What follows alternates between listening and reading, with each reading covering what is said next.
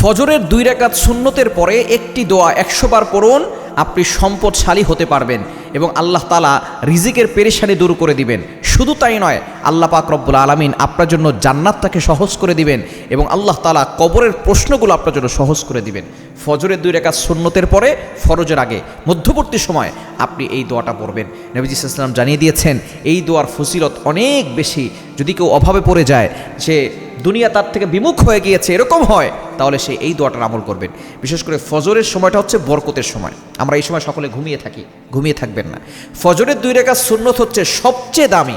যত সুন্নত আছে নবী সাল্লাল্লাহু আলাইহি ওয়াসাল্লাম জানিয়ে দিয়েছেন এই 2 রাকাত সুন্নত যদি এক পাল্লা রাখা হয় এবং দুনিয়ার ভিতরে যা কিছু আছে সব কিছু যদি এক পাল্লা রাখা হয়, তাহলে এই 2 রাকাত সুন্নতের দাম বেশি হবে। সুতরাং ফজরের 2 রাকাত সুন্নত আপনি মিস করবেন না। 2 রাকাত সুন্নতের পরে এই দোয়াটা পড়বেন, কেননা আজান ও একামতের মাঝখানে দোয়া করলে সেই দোয়াটা আল্লাহ তাআলা ফিরিয়ে দেন না। নবী সাল্লাল্লাহু আলাইহি ওয়াসাল্লাম জানিয়ে দিয়েছেন, তিরমিজি শরীফের হাদিস, আদ-দুআউ লা ইউরাদ্দু বাইনাল আযানি ওয়াল ইকামা।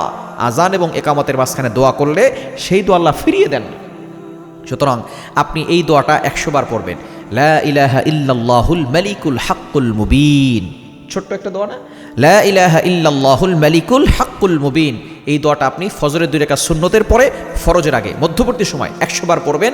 এরপর আপনি আল্লাহর কাছে দোয়া করবেন, দেখবেন আল্লাহ তাআলা আপনাকে সম্পদশালী বানাবেন, আপনার পেরেশানি দূর করবেন, আপনার দুশ্চিন্তা দূর করবেন, আপনার টেনশন দূর করবেন, আল্লাহ তাআলা রিজিকের ব্যবস্থা করবেন।